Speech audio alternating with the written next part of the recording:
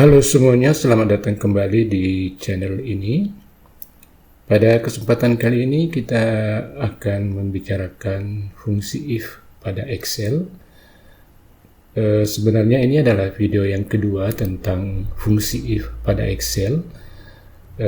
Pada video sebelumnya kita sudah membicarakan juga fungsi if, tetapi berbeda dengan yang akan kita bicarakan pada kali ini.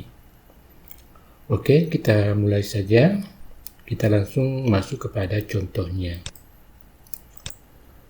Nah, pada video yang lalu kita juga membahas tentang fungsi if, tetapi yang kita bahas yang lalu itu adalah kita ingin menentukan apakah orang-orang ini lulus atau tidak lulus. Jadi yang kita lakukan yang lalu itu adalah kita menggunakan rumus if.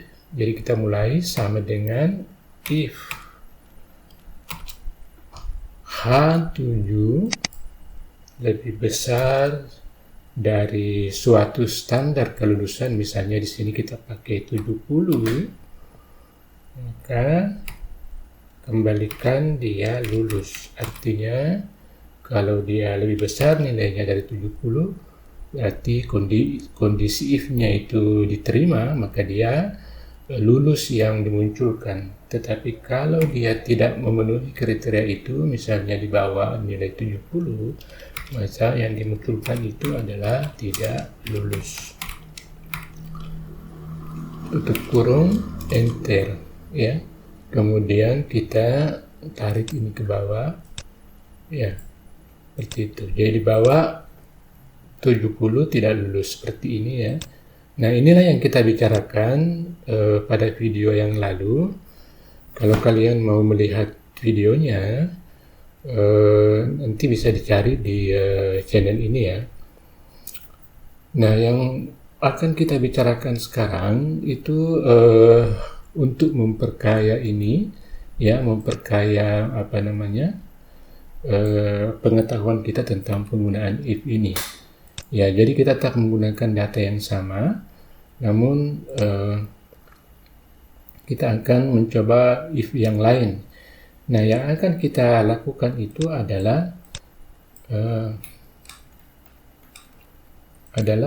kita ingin kelulusan ini langsung mendapatkan nilai huruf, begitu ya. Jadi nanti orang-orang ini kalau memang dia lulus, nanti akan langsung mendapatkan misalnya nilai A atau B atau C atau D atau E, tergantung kepada ketentuan. Misalnya nilai A itu harus berapa nilainya, nilai B harus dia dapat berapa, dan seterusnya. Jadi di sini ada ketentuannya, ya. Kalau misalnya nilainya 80 sampai 100, ya, 80 sampai 100, maka dia mendapat nilai A. Dan kalau nilainya itu 75 sampai 84,9, maka dia akan mendapatkan nilai B. Seterusnya 65 sampai 74,9, nilainya itu adalah C. Sedangkan kalau dia mendapatkan nilai 55 sampai 64,9, maka nilainya D. Sedangkan nilai-nilai yang lebih rendah dari itu, dia mendapatkan nilai E atau tidak lulus, ya. Nah, bagaimana cara menulis rumusnya? Ya, kita akan lihat ya. Yang pertama tetap kita masukkan sama dengan, kemudian kita if, buka kurung, if H7 ini lebih besar sama dengan 85, ya, karena 85 termasuk, ya, jadi 85 sampai 100 itu mendapat nilai A. Jadi if H7 lebih besar sama dengan 85, kalau nilai di H7 itu lebih besar sama dengan 85, maka orangnya tersebut akan mendapatkan nilai A. Jadi kita masukkan dulu di sini titik koma, kemudian tanda kutip A, ya, baru kita tutup dengan tanda kutip, lalu titik koma lagi. Kemudian kita tulis lagi if, buka kurung, H7, kita ketik saja karena tidak bisa diselect di situ H7, itu lebih besar sama dengan 75, ya, maka nilainya itu adalah B, ya. Jadi cara menulisnya seperti itu. Jadi kita hanya perlu menuliskan yang kedua ini lebih besar sama dengan 75, meskipun nanti yang akan muncul itu nilai B adalah pada nilai 75 sampai 84,9.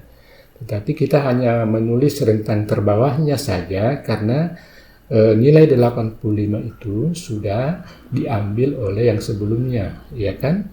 Jadi dia tidak akan mengganggu, ya, tidak akan masuk ke nilai 85. Oke, mudah-mudahan bisa dipahami ya. Kita masukkan lagi yang ketiga, if kemudian H7 lebih besar sama dengan 65, maka nilainya itu adalah C, ya, sama dengan tadi prinsipnya, kita tinggal mengulang saja, ya.